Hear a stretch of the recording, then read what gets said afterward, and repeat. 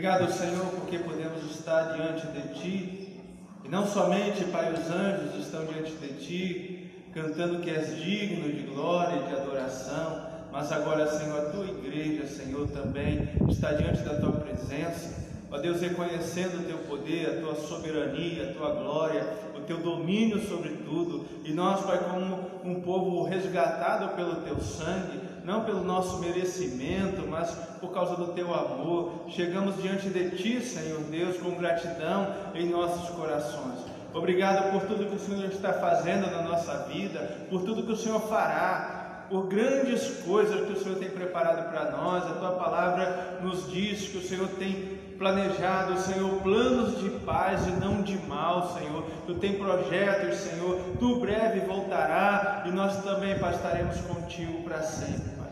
Por isso, Pai, nós estamos já aqui, Senhor Deus, não somente ensaiando louvores, mas dedicando a Ti louvores, Senhor, para que quando chegarmos na Tua presença na glória, junto com os anjos, Senhor, teremos um só coral diante do Teu trono. Por isso, Pai, nós oramos em nome de Jesus.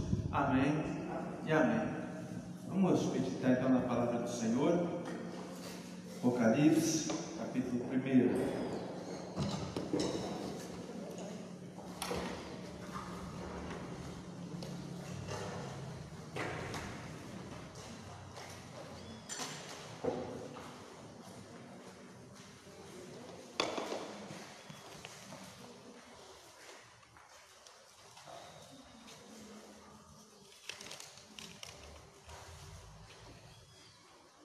Na verdade, nós vamos ver alguns textos, nessa manhã, vamos fazer um passeio na Bíblia, mas vamos iniciar o livro de Apocalipse, capítulo 1, verso 14.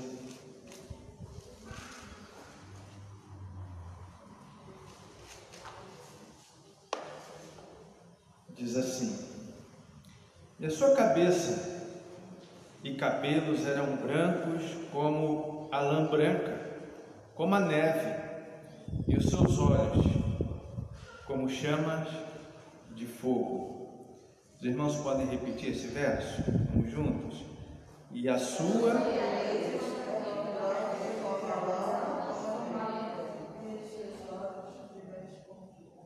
Amém. Vamos juntos agora. E a sua cabeça e cabelos eram brancos como a lã branca, como a neve, e os seus olhos como chamas de fogo. Amém? Amém. Essa visão de João, de um Jesus glorificado. A imagem que João viu de Jesus glorificado foi tão impactante para ele, que ele, ao ver Jesus glorificado, depois de ressurreto, na ilha de Pátimos, ele vê Jesus e a Bíblia diz que ele ficou tão impactado com o que ele viu, com a aparência, de um Jesus glorificado, que ele caiu aos seus pés. Caindo aos seus pés, Jesus põe as mãos sobre os ombros dele e diz: não temas, eu sou o primeiro e o último, estive morto, mas eu estou vivo pelos séculos dos séculos. E aqui eu ressaltei aqui, nesse verso, é o que nós vamos falar nesta manhã, sobre o olhar de Jesus. Olhar como de fogo. Aquela visão de João, é claro que Jesus não tinha aquela aparência fisicamente, mas João quer descrever aqui algumas características a qual o Jesus glorificado tem. Quando ele diz o rosto como de sol, ele está dizendo a sua glória, a sua majestade, como o sol do seu calor, ele ilumina, ele esquenta. Ele estava vendo Jesus assim, E ele, ao ressaltar Jesus como olhos de fogo, ele está dizendo que Jesus é aquele que tudo vê, que os seus olhos são como um raio-x, olhos profundos, penetrantes, olhos que queimam. O seu olhar muito mais profundo e penetrante, que sonda. E no próprio Apocalipse, Jesus está se revelando: eu sou aquele que sonda as mentes e os corações. Esse olhar que João ainda não conhecia em figura, por isso ele caiu aos seus pés. Mas depois que aquele olhar de fogo o penetrou no coração dele, João entendeu: ele é o mesmo. Só que sua visão não está mais limitada. Jesus, quando estava no corpo físico, sua visão ainda estava um pouco limitada, porque ele era homem, mas era Deus também. Ele conhecia, mas ele estava limitado pela sua humanidade. Mas agora Jesus está glorificado. E Jesus glorificado significa que ele assumiu a sua glória total, de uma forma completa. Por isso que ele, orando lá em João capítulo 17, verso 15, Jesus está orando e ele diz assim: ó Pai, glorifica-me junto a ti mesmo, com aquela glória que eu tinha contigo antes que o mundo viesse a existir. Antes que o mundo fosse criado, Jesus estava com aquela glória perfeita, incorruptível, junto com o Pai, um com o Pai. João 17, 15. Agora João está vendo Jesus e ele se assusta, mas depois ele se alegra com Jesus. Ele reconhece aquele olhar, aquele mesmo olhar que ele viu na cruz. Jesus na cruz tinha um olhar, e João foi o único discípulo que não fugiu quando Jesus foi crucificado. Pedro fugiu, os outros 11, todos fugiram, por isso só João ficou ali. E João viu o olhar doce de Jesus na cruz, que olhava para as pessoas que estavam diante dele com ódio, enfurecido, e Jesus olhava para eles e dizia com amor: Pai, perdoa-lhes, eles não sabem o que fazem. Às vezes, diante da aparência dos homens, os homens têm atitudes. Os homens muitas vezes estão enraivecidos, estão irados, estão até vivendo no erro, vivendo no pecado, fora da vontade de Deus, mas Cristo olha para essas pessoas e olha com seu olhar de fogo e olha para o coração e sabe que não é nada daquilo que eles aparentam. De suas atitudes, muitas vezes suas palavras. Jesus vai no íntimo do ser e sabe a essência de cada um de nós, a ponto de lá na cruz ele está amando os homens que precisavam dele. O desejo de Deus, irmãos, é que venhamos também ter uma capacidade de olhar para as pessoas que muitas vezes erram, muitas vezes são ignorantes, olhar e entender por quê, ou pensar por que elas estão agindo assim. O que está levando? Será que elas são assim? Ou há algo que está fazendo elas agirem assim? E poder amar, ou poder entender, ou poder ter aquela empatia. Jesus, com o seu olhar, sondou e viu em João, e viu na sua própria mãe o pavor, o temor, o medo. Jesus olha para sua mãe e diz: eis aí o seu filho, João. E olha para João e diz: eis aí a sua mãe, porque agora estou partindo, mas eis aí alguém. E desde aquele dia João foi acolhido na casa da mãe de Jesus como seu próprio filho. Esse Jesus que olha para o coração, que supre a necessidade do homem, é aquele que nesse momento está olhando para o nosso coração, para a nossa dor, muitas vezes nossas atitudes, muitas vezes um comportamento que é um comportamento rebelde, mas Cristo olha para cada um de nós e nos ama e dá-nos oportunidade de mudar. É aquele que não precisa de explicação. E quantas vezes queremos conversar com Deus dando tantas explicações e nossas palavras não condizem com aquilo que Ele está vendo dentro de nós. Seus olhos são como chamas de fogo. É por isso que Ele chama pessoas que ninguém jamais chamaria para ser seus discípulos, para ser seus servos. Quem chamaria Paulo?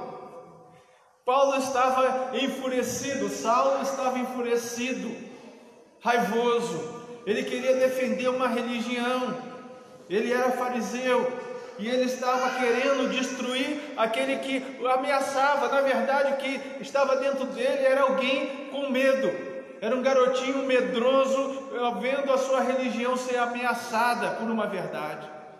E por isso ele queria eliminar toda a verdade, porque muitas vezes atrás de alguém raivoso, enfurecido, há alguém com medo.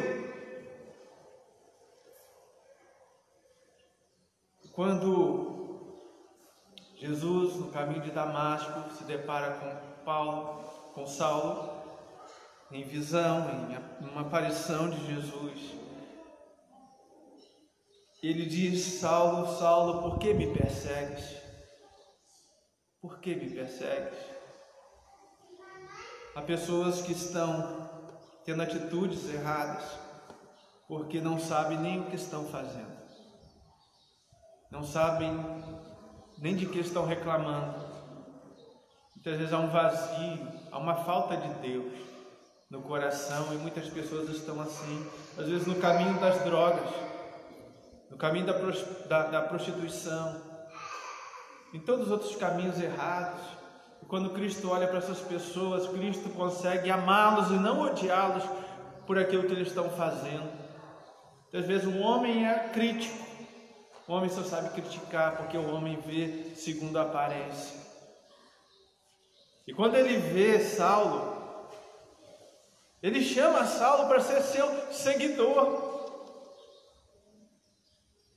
E ele diz: Saulo, duro é recalcitrar contra os aguilhões. O que ele estava dizendo para Saulo é o seguinte: assim, Saulo, como um boi selvagem, ele precisa de aguilhões para guiá-lo, para feri-lo, para ele não ter as suas atitudes selvagens. Assim é você. Você está fugindo de mim, e toda vez que você foge de mim, são aguilhões, são caminhos tortos, que você está se ferindo. Pessoas se ferindo, porque estão longe do amor de Deus e do propósito de Deus. Só aquele que tem um olhar de fogo, que olha para o nosso coração, sabe por que tomamos algumas atitudes erradas. Mas os aguilhões nos ferem, dizendo: esse caminho está errado, e nos ferem para tentar nos jogar para o caminho certo, e muitas vezes estamos resistindo.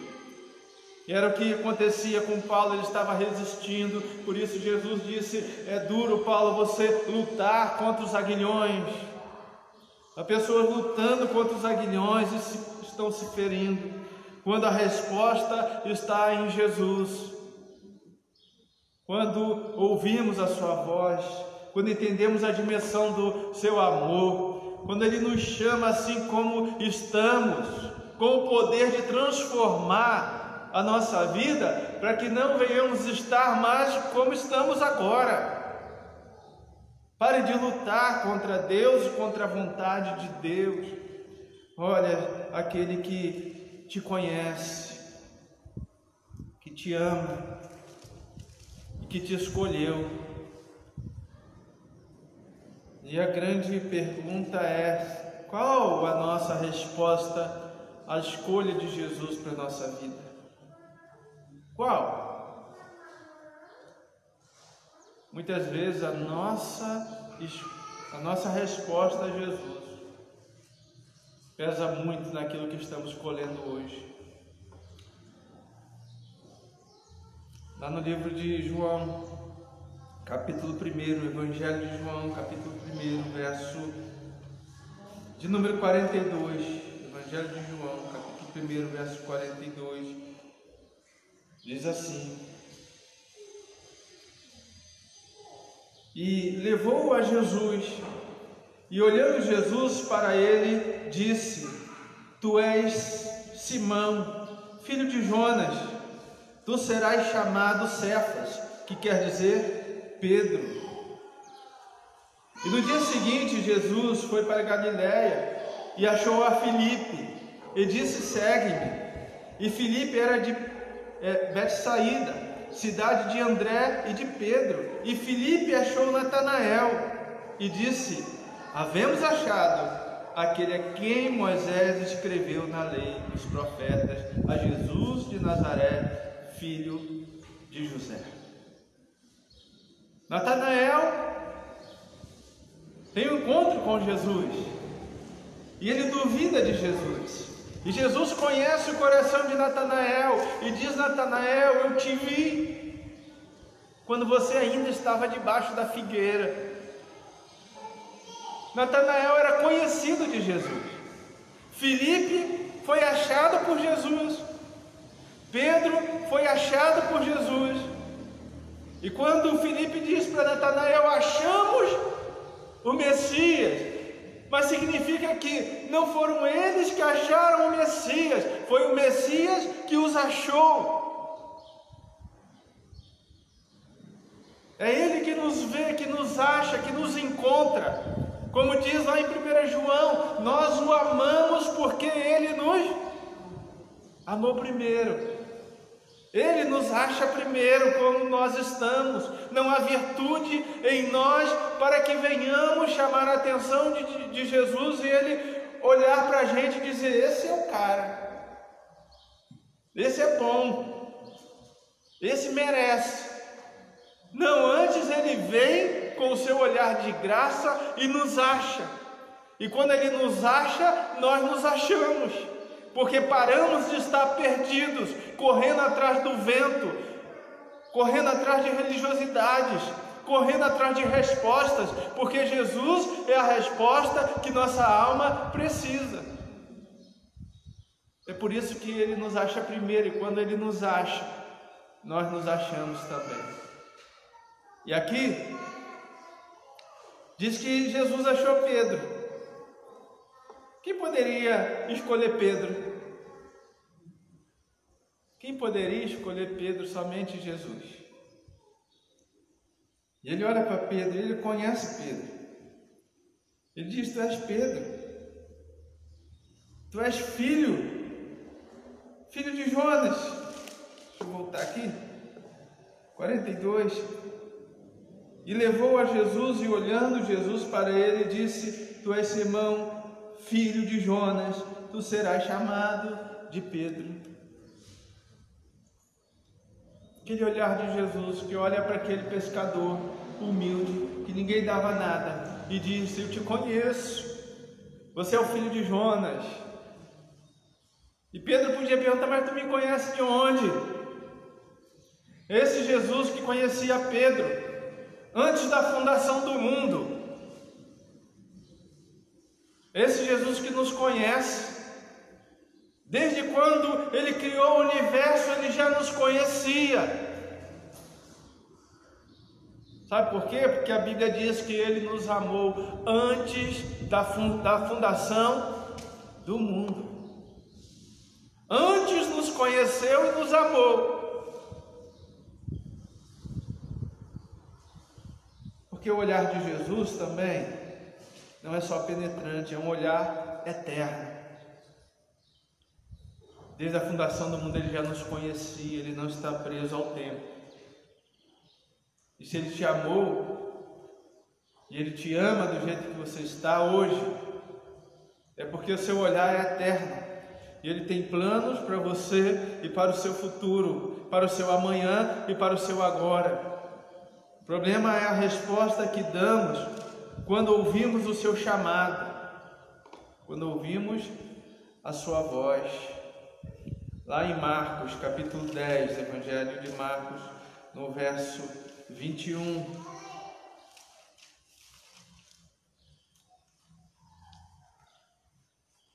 Marcos 10, 21.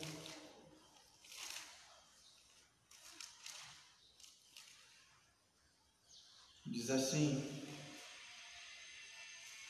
e Jesus, olhando para ele, o amou.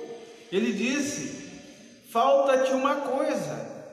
Vai, vende tudo quanto tens e dá aos pobres, e terás um tesouro no céu, e vem e segue-me. Mas ele, pesaroso desta palavra, retirou-se triste, porque possuía muitas propriedades. Qual a diferença de Pedro e para esse jovem conhecido aqui como mancebo de qualidade? Nenhuma.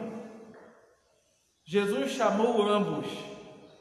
Todos dois tinham a mesma oportunidade, concordam? O que Jesus disse para esse jovem? Vem e segue-me. O que ele disse para Pedro?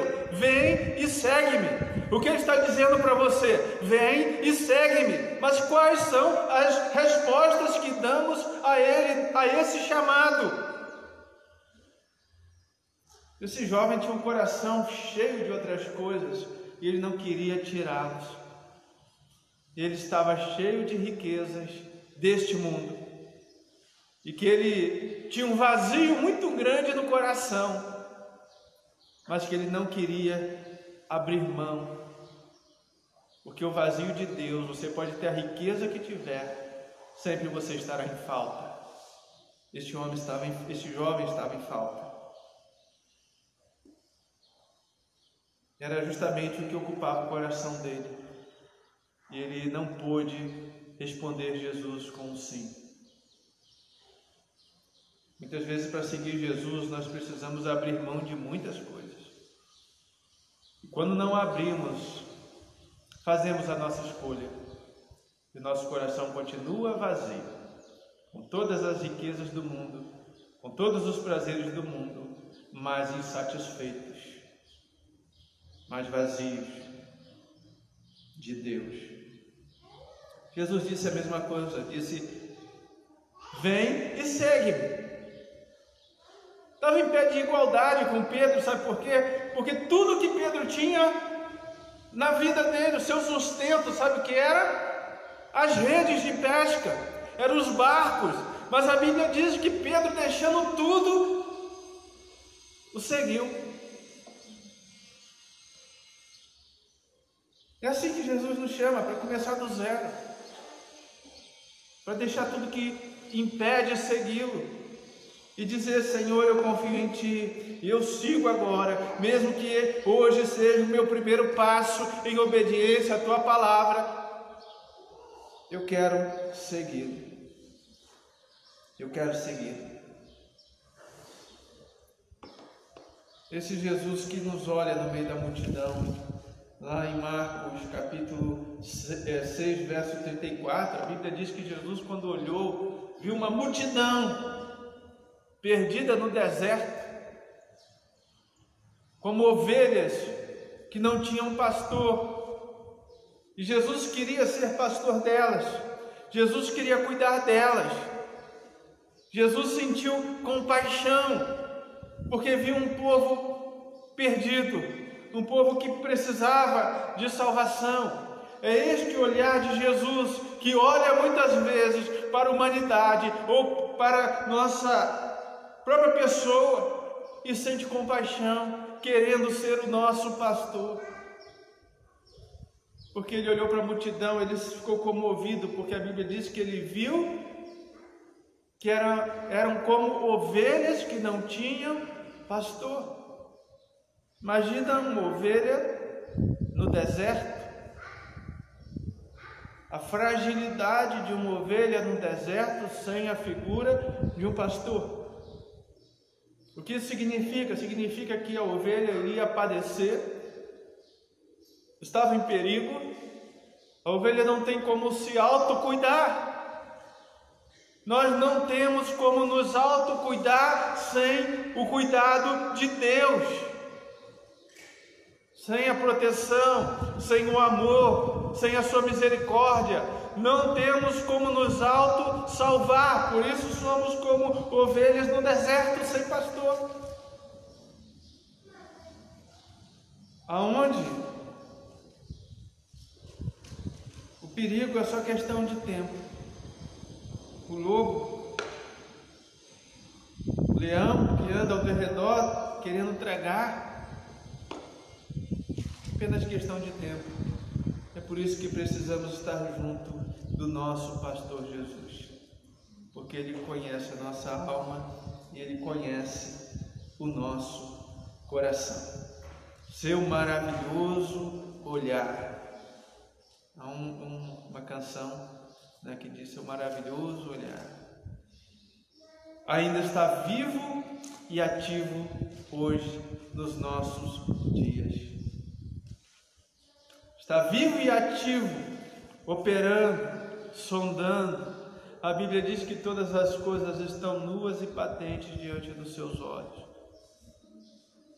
Todas as coisas. Ele nos conhece, mesmo tendo andado em caminhos tortos.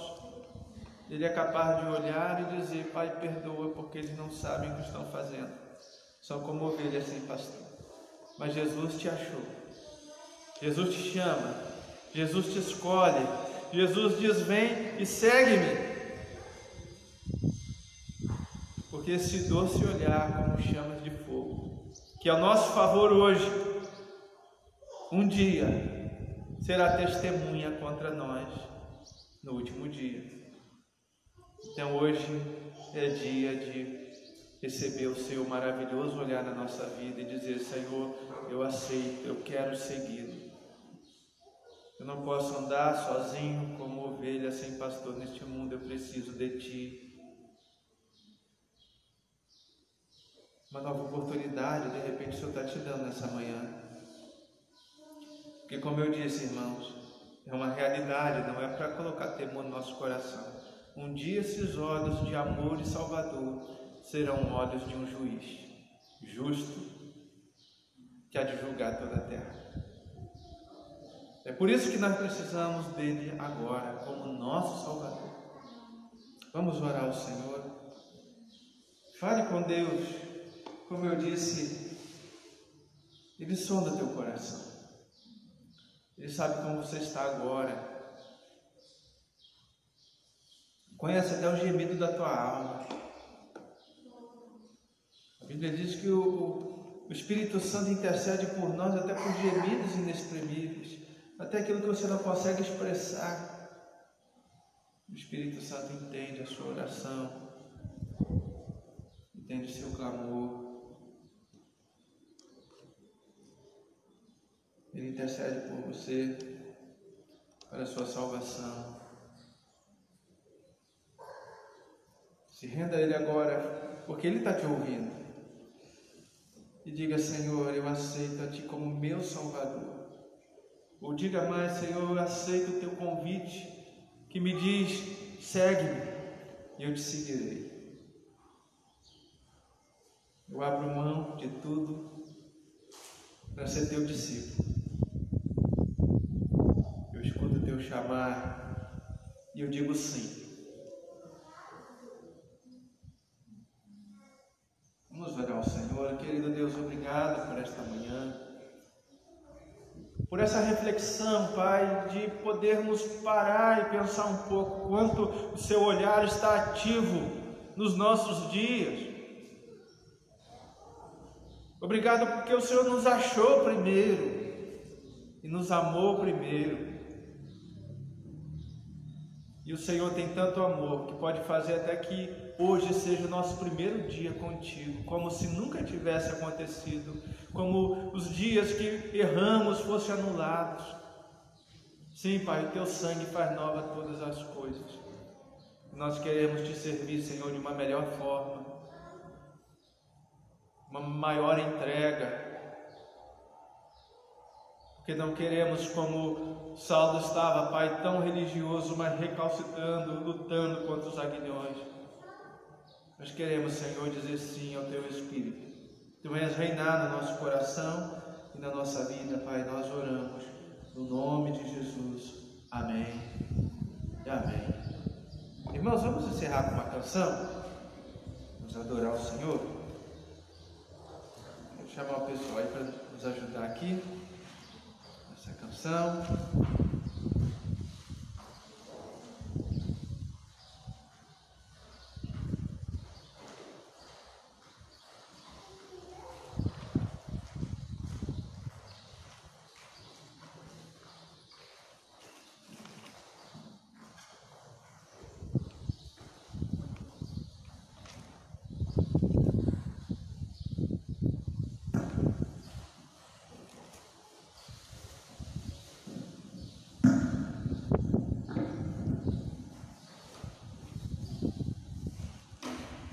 Cantar aquela canção que diz: cria em mim, ó Deus, um coração puro.